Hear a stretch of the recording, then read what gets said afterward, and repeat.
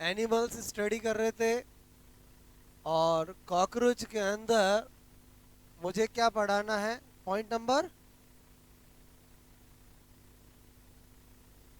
Okay, nervous system of cockroach. ठीक है, 23। ठीक है, ओके। पॉइंट तो जस्ट ए नंबर कि हम आगे से आगे कैसे स्टडी कर रहे हैं। ओके, अब जो कॉकरोच का जो ब्रेन होता है वो गैंग्लिया का बना होता है, गैंग्लिएटेड होता है और पूरी बॉडी में डिफ्यूज होता है। सबसे बड़ी बात क्या है? पूरी बॉडी में। आज अपना ब्रेन यहाँ है कि यहाँ भी है? यही है। कॉकरोच में खतरनाक काम है। कॉकरोच में क्या है? पूरी बॉडी में ही है।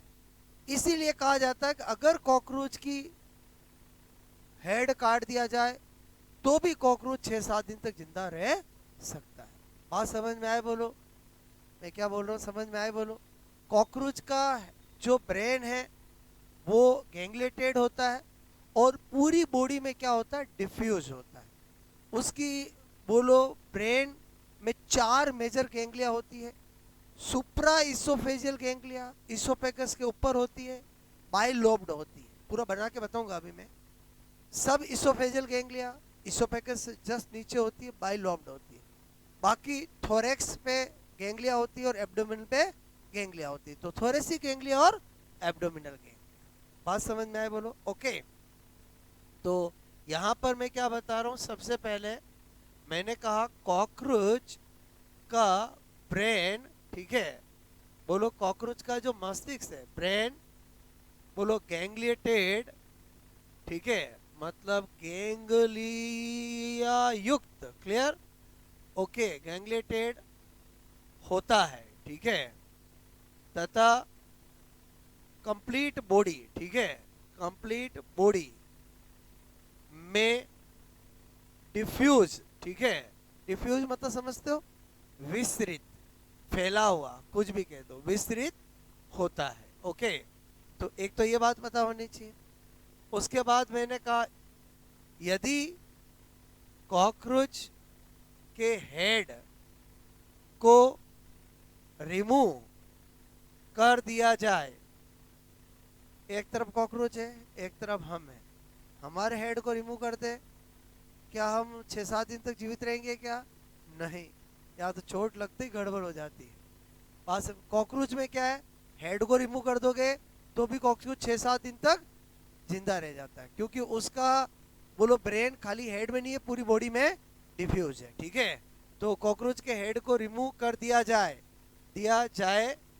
तो भी मैंने कहा तो भी कॉकरोच कॉकरोच बोलो 6-7 डेज जीवित मरेगा। सही बात में बोलो जीवित रह सकता है। ठीक है, तो अगर कभी क्वेश्चन आए कॉकरोच के हेड को हटा दिया जाए तो कॉकरोच तुरंत मर जाएगा, बोलो शाम तक मर जाएगा, 5-6 दिन बाद मरेगा, मरेगा ही नहीं तो क्या होगा बोलो? 6-7 दिन बाद मर जाएगा। ठीक है, वो तुरंत नहीं मरेगा। बात समझ में आए? ओके, अब मैंने बोला गैंग्लिएटेड है तो यहाँ पर बोलो मैं बना के बता रहा हूँ आपको। ठीक है, ओके ओके ओके।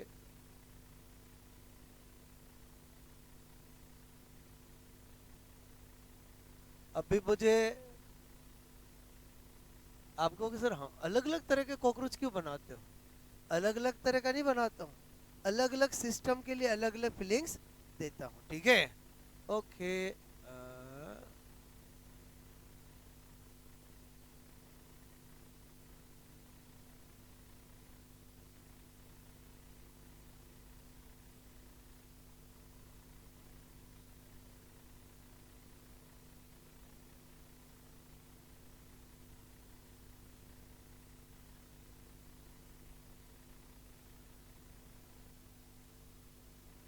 ओके, देखो बात समझना, ये तो है इसोफेगस।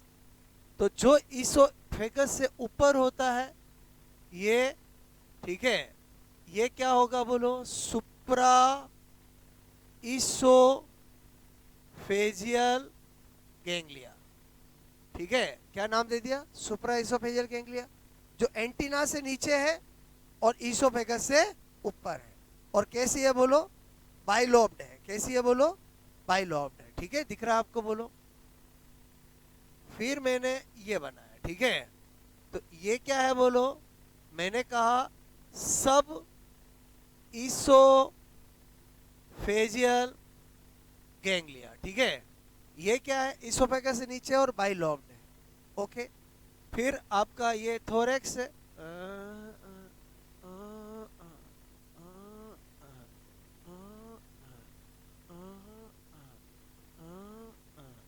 ये मैं क्या कर रहा हूँ समझ रहे? बोलो। ठीक है, ये गैंग्लिया निकाल रहा हूँ। क्या निकाल रहा हूँ? बोलो, गैंग्लिया। ठीक है, तो मेरे कहने का मतलब ये कैसे हो जाएंगे? बोलो। बोलो, ये तो ये थे, और इसको क्या बोल दूं? बोलो, थोरेसिक गैंग्लिया। ठीक है, और ये क्या हो गया? बोलो, एब्डोमिनल गैंग्लिया।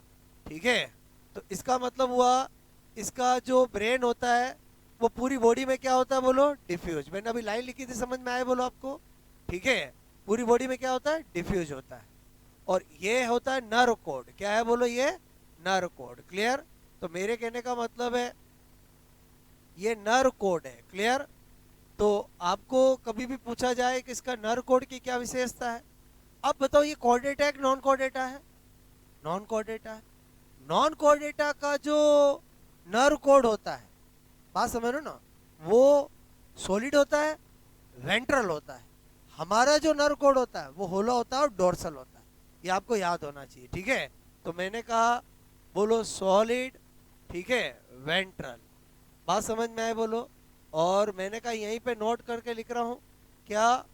कोडेटा। ठीक है, में नर्व कोड। ठीक है, नर्व कोड जो होता है, ठीक है, नर्व कोड जो होता है वो मैंने कहा कैसा होता है? होलो, ठीक है, एंड डोर्सल। ठीक है, बोलो, इसका नर्व कोड सॉलिड होता है, वेंट्रल होता है और गैंग्लिएटेड होता है। हमारा होलो होता है, डोर्सल होता है, नॉन गैंग्लिएटेड होता है। तो बात समझ में आए? बोलो, सॉलिड, वेंट्रल और क्या लिख दूं मैं? बोलो, गैंग्लिएटेड। ठीक है, गैंग्लिएटेड मतलब समझो गैंग्लिया युक्त। और इधर क्या बोलूं? होलो, डोर्सल और नॉन गैंग्लिएटेड। क्लियर? तो ये जो मैंने आपको लाइन लिखी है यही एग्जाम में आती है। ये आप एनिमल क्लासिफिकेशन पॉइंट ऑफ से समझ जाओ, और ये कॉकरोच के हिसाब से समझ जाओ। बात समझ में आए? बोलो। ओके, तो ये मैंने आपको कॉकरोच का बताया ब्रेन। हमारा तो यही होता है। बोलो, कॉकरोच का पूरा बॉडी में डिफ्यूज होता है। तो ये कॉकरोच का क्या है? Nervous system. बात समझ में आए? बोलो। ओके, तो नोट करोगे।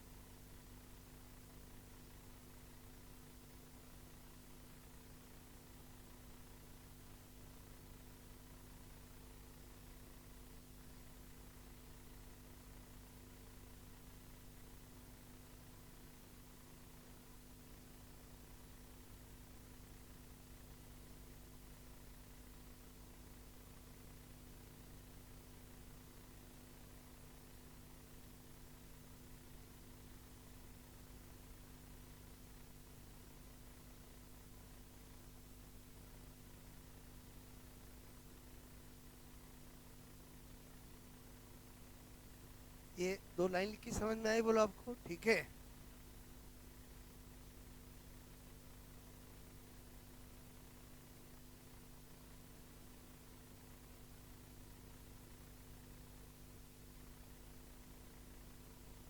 मतलब वर्टिब्रेट का तो कैसा होता है? बोलो, होलो और डोर्सल। ठीक है,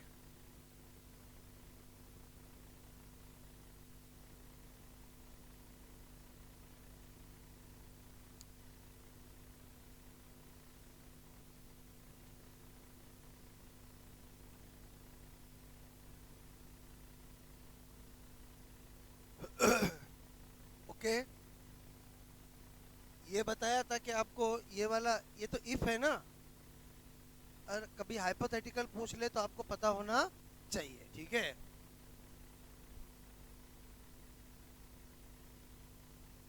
इसके लिए क्या कह सकता हूँ, पहले बताओ, ये मैंने लिखा वो समझ में आ गया, बोलो। ये क्या लिखा, सुप्रा ईसोफेजियल गैंग्लिया, ठीक है। ओके, जूम करूँ थोड़ा, इधर ध्यान से समझना, सुप्रा ईसोफेजियल गैंग्लिया। मैंने इसके लिए बारे में क्या बताया, ये बाइलोब्ड होता है, पेयर्ड होता है, ठीक है। और बोलो एंटीना के नीचे बिलो एंड ईसोफेगस बोलो के अबव, समझोगे, होता है, ठीक है। और सब इजोफेजियल गैंग्लिया का वो तो सब दिख रहा है आपको, बोलो, बात समझ ना, ठीक है।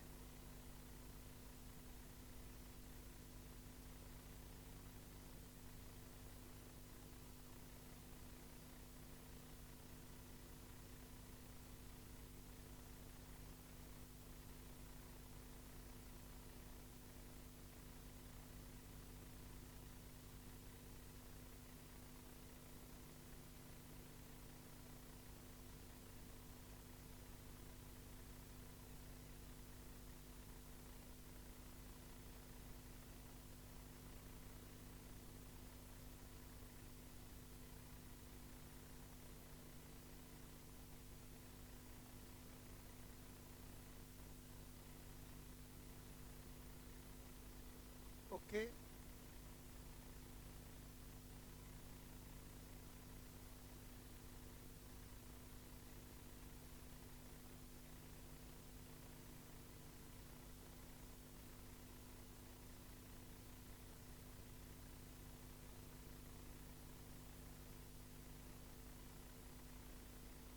ये मैंने यहाँ का इसका कोई लेना देना नहीं, ये मैंने जान के लिखा।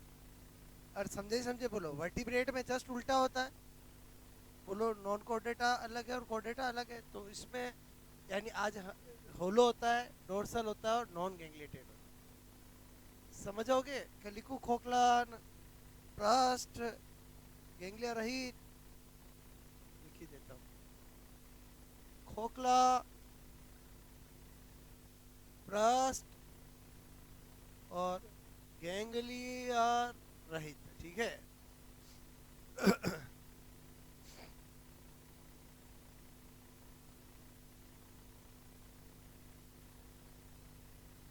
अब इसमें अगर कभी क्वेश्चन पूछा जाए कि कॉकरोच में किसको मेन ब्रेन पार्ट माना जाता है, तो वह है supra oesophageal ganglia. Main brain part उसी को माना, ब्रेन के ही ये सब पार्ट है, ब्रेन डिफ्यूज है, बट मेन ब्रेन पार्ट किसको माना जाता है, सुप्रा इसोफेजल गैंग्लिया को, ठीक है। ये समझ गए नहीं समझ गए, उधर ही है गैंग्लिया,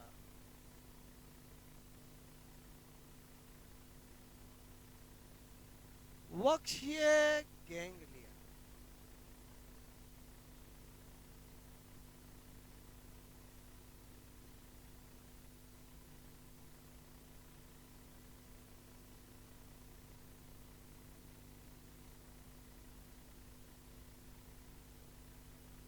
ये क्या लिखा मैंने, ये वर्टिब्रेट में तंत्रिका रज्जु, होलो, प्रस्ट और गैंग्लिया रही, जो यहाँ इंग्लिश में लिखा वो हिंदी में लिखा, ठीक है।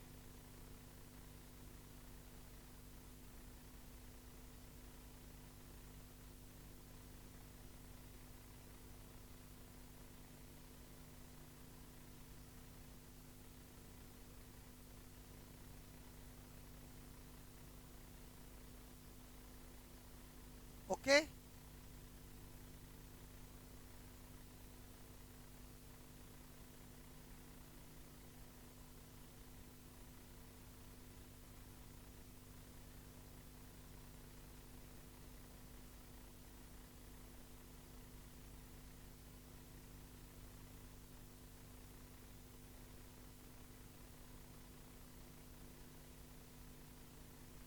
ठीक है,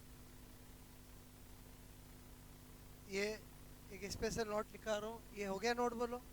ये केवल आपको समझाने के लिए, जो काम की चीज़ है वो मैंने आपको लिखी कि इसका जो ब्रेन होता है वो गैंग्लिटेड होता है और पूरी बॉडी में डिफ्यूज होता है। अगर हेड को काट दे तो भी कुछ 5-7 दिन तक ये जीवित रह सकता है।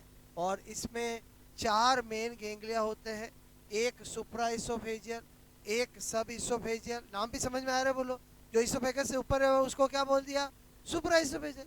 जो इसोफेगस से नीचे उसको क्या बोल दिया? सब इसोफेजियल। जो थोरेसिक से है उसको क्या बोलते हैं? Thoracic ganglia. और जो एब्डोमेन से है वो एब्डोमिनल गैंग्लिया। बात समझ में आया बोलो? ओके। और जो इसकी नर्व कोड होती है, चूंकि इसकी नहीं, नॉन कोर्डेटा की नर्व कोड सोलिड, वेंट्रल और गैंग्लिटेड। और जो वर्टिब्रेट होते हैं उनकी होलो, डोर्सल और नॉन गैंग्लिटेड। बात समझ में? बहुत सी बार एग्जाम में क्वेश्चन आता है कि वर्टिब्रेट की नर्व कोड कैसी होती है? बोलो सॉलिड, डोर्सल, गैंग्लिटेड, होलो। समझ गए बोलो? तो आपको पक्का याद होना चाहिए। बोलो क्या बोला मैंने? होलो, डोर्सल और नॉन गैंग्लिटेड। ठीक है, आगे बढ़ो कहानी को बोलो। ठीक है, याद तक कहानी समझ में आई बोलो? बस एक स्पेशल नोट लिखना है, टॉपिक खत्म। स्पेशल नोट क्या? कॉकरोच में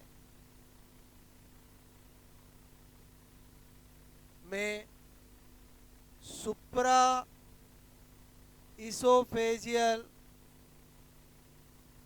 ठीक है, गैंग्लिया को मेन ब्रेन पार्ट्स, मुख्य मस्तिष्क भाग, ठीक है, कॉकरोच में सुप्रा oesophageal ganglia main brain part, मुख्य मस्तिष्क भाग होता है। ठीक है, तो अगर कभी पूछा जाए यही 4 ऑप्शन हो, थोरेसिक गैंग्लिया, सब इसोफेजियल, इसोफेजियल, बात समझ में आए बोलो, और पूछा जाए मेन ब्रेन पार्ट कौन सा होता है, क्लियर? ओके।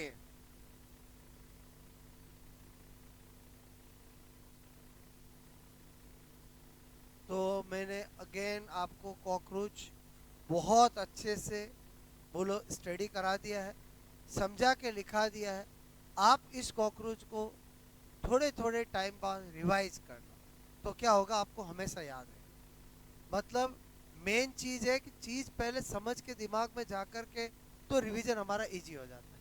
भाई नोट्स आपके पास होंगे, आपके समझे हुए, आपके हाथ से लिखे हुए, तो क्या होगा कि कभी मन में रहेगा कॉकरोच रिवाइज करना है तो आप कर पाओगे। मेरी बात समझना, अर्थवॉर्म रिवाइज करना है, आप कभी प्लानिंग करके 1.5 घंटे में कॉकरोच अर्थवॉर्म को तैयार कर सकते हो। पहले सबसे पहले अपने पास अच्छे से समझा हुआ होना चाहिए, क्लियर? बात समझ में आए बोलो? ओके। तो आई होप आपको कॉकरोच भी अच्छा लगा होगा। अब एक ही बचा है जिसका नाम क्या है? फ्रॉग। बात समझ में? जो हम नेक्स्ट क्लास में स्टडी करेंगे। ओके।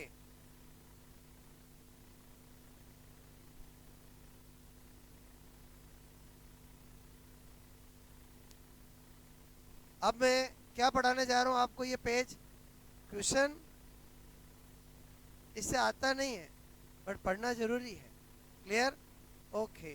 तो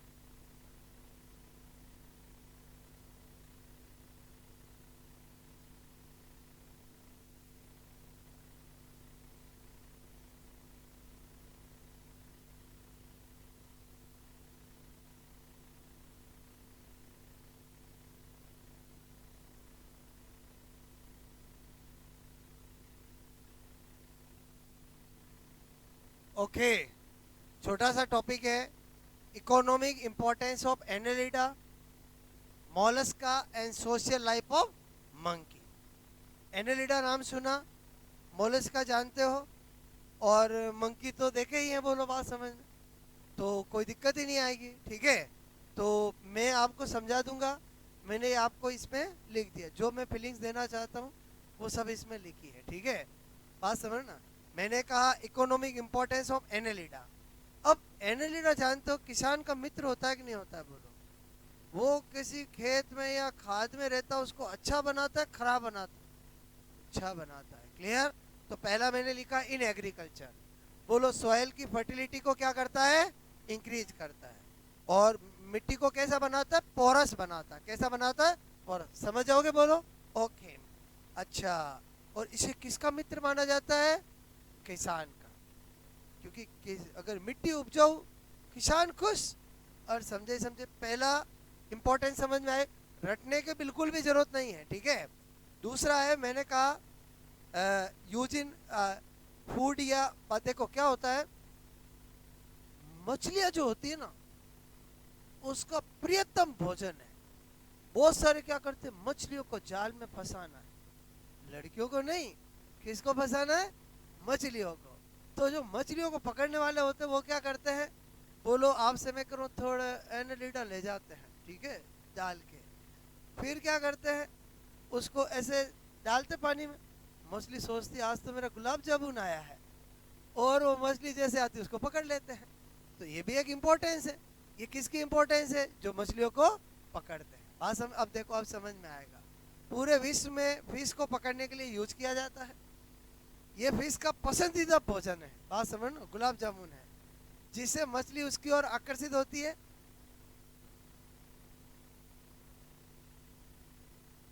मैंने कंपैरिजन किया है, ठीक है। और मछली पकड़ने वाले का यूज करते हैं। सफेद रंग का छोटा अर्थवर्म, हर कोई अर्थवर्म नहीं, अर्थवर्म भी बहुत सारे हैं। बोलो इकाइटियस एल्बाइडस, ये मिट्टी में पनपता है, जिसका यूज एक्वेरियम फिश व छोटे छोटे जंतुओं को खिलाने में किया जाता है। लेब में छोटे छोटे जंतुओं को खिलाने में किया जाता है, ठीक है। तो मतलब एज ए फूड भी इसकी इकोनॉमी इंपॉर्टेंस है। अब इन मेडिसिन, बोलो हम किसकी बात कर रहे हैं? Economic importance of Annelida, not only earthworm. मेरी बात समझना, हम क्या लिखा हुआ है? Economic importance of Annelida. अब एनेलिडा में तो झोंक लीच भी आती, बोलो। बात समझना। तो मैंने कहा गाल ब्लेडर के स्टोन, गठिया पीलिया, मतलब किसी में गाउट रोग हो जाए, जॉइंटिस हो जाए, उनकी मेडिसिन बोलो भी इसकी हेल्प से बनाई जाती है।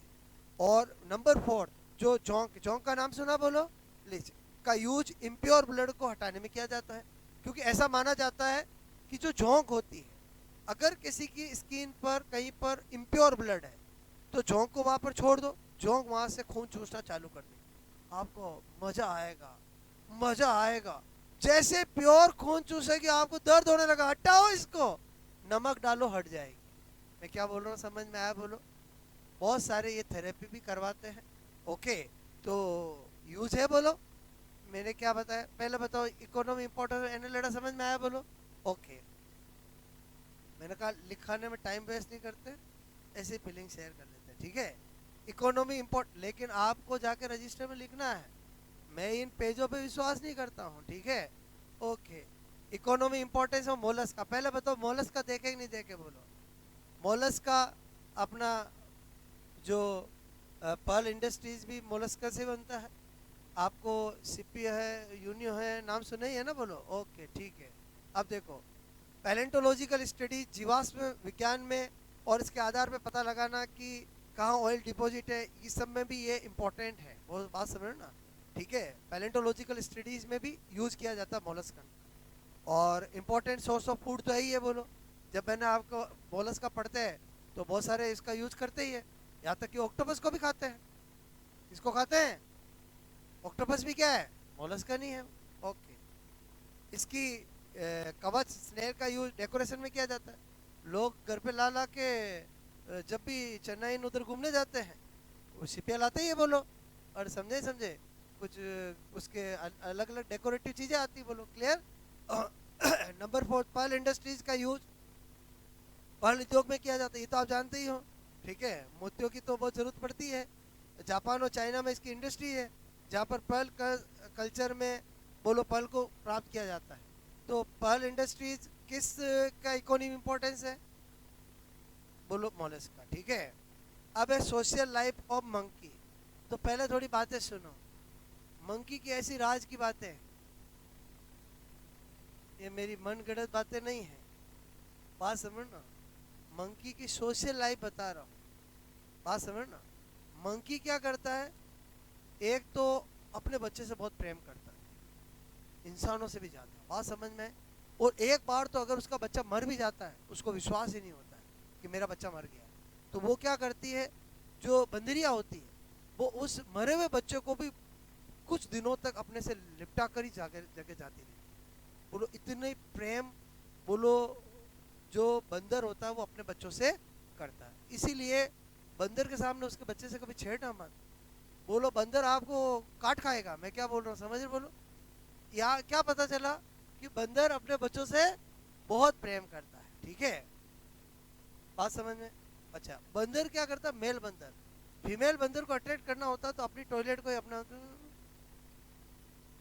ये उनकी अपनी अंडरस्टैंडिंग है, ठीक है? बात समझ में आए? बोलो ओके। मैंने क्या बोला, समझ में आया? बोलो।